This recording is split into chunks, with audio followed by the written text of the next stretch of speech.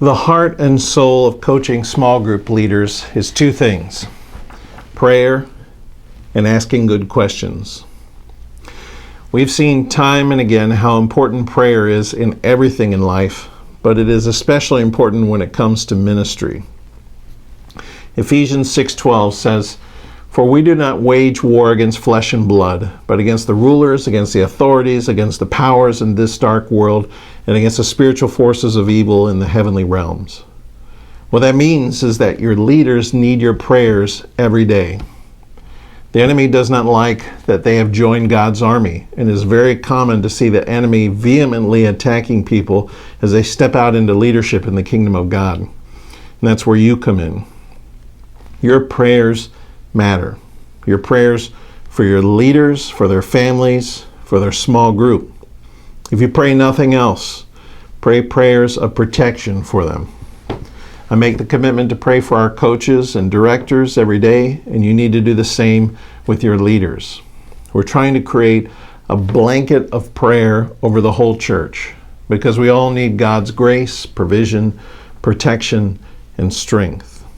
Secondly, coaches ask good questions. Questions are powerful. Beyond storytelling, asking questions was one of Jesus' main communication and outreach strategies.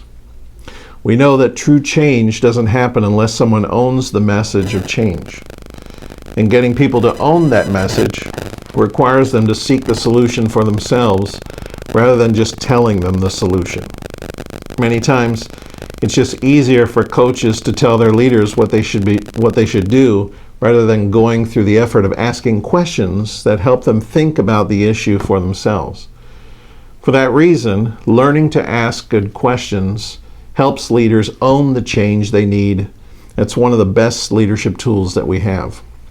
Here are 6 coaching questions that you can start with. 1, how are you? 2, what are you celebrating? 3, what challenges are you facing? 4, how will you tackle those challenges? 5, how can I help? And 6, how can I pray for you? Those are 6 good questions to start with.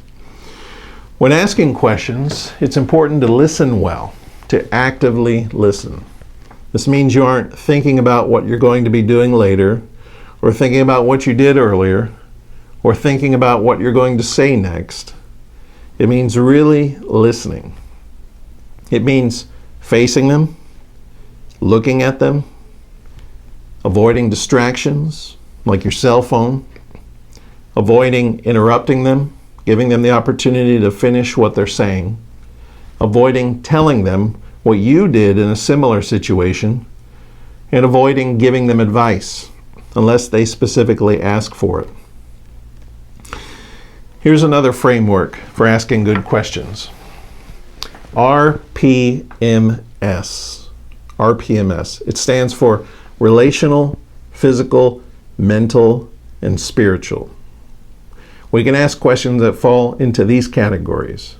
RPMS provides a way to easily remember the areas of a leader's life that we want to check on and encourage as a coach.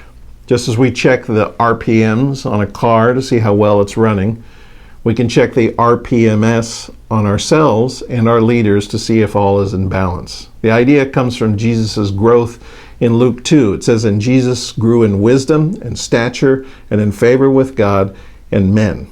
Wisdom, mental; stature, physical; favor with God, spiritual; and men, relational.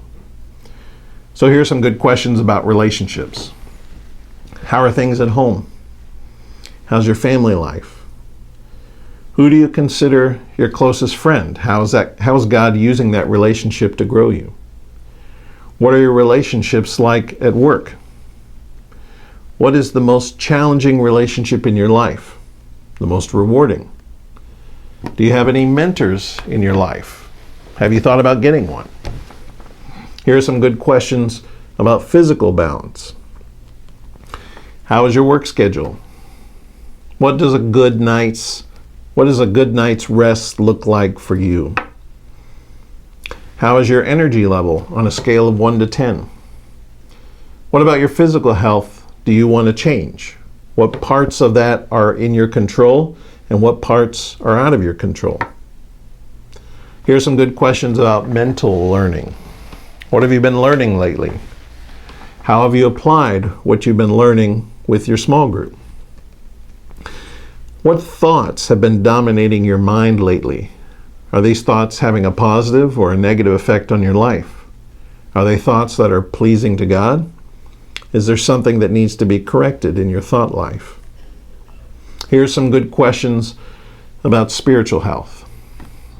Does your relationship with God feel close and intimate right now? If not, can you think of something in your life that's standing in the way, like busyness or sin or apathy or whatever? What combinations of spiritual disciplines do you need in your daily life to keep your heart intimate with God? How can I help hold you accountable to the practice of those disciplines? How has God been speaking to you lately? What has He been saying? Now, just as a reminder, some of your leaders will just want to know who to go to if they have a question. That's okay.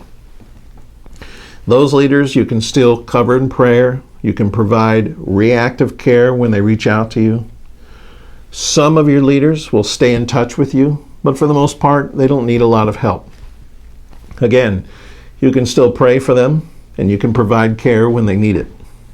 Some of your leaders, usually people who are new to leading, hosting small groups, will want to connect with you regularly. They'll regularly send you their prayer requests. They'll be open to meeting with you, getting to know you and such. These are usually the most rewarding coaching relationships. I'm including some links below with some additional coaching resources. I'd recommend starting by reading through the Vineyard Small Group Leader Resource Manual. Most questions that you get will be answered in there. I'm also including a list of some of my favorite books on coaching. If you're a reader, you'll love reading through these. They'll certainly help you become a better small group coach.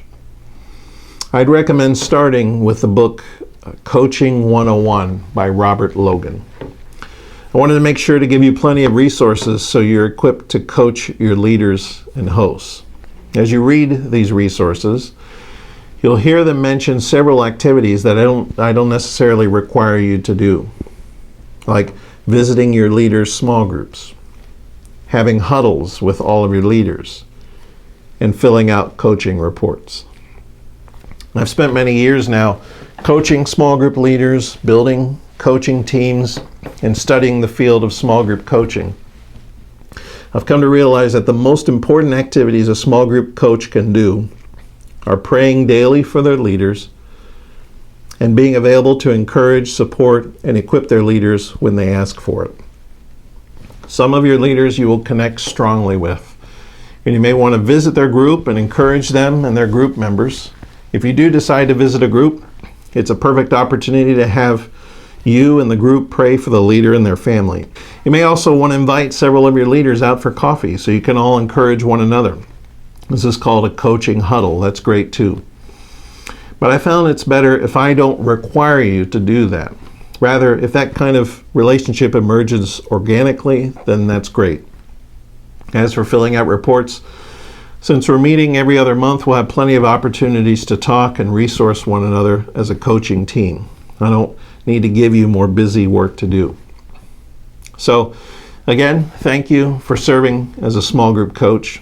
May God bless you as you support, encourage, and pray for your small group leaders and hosts.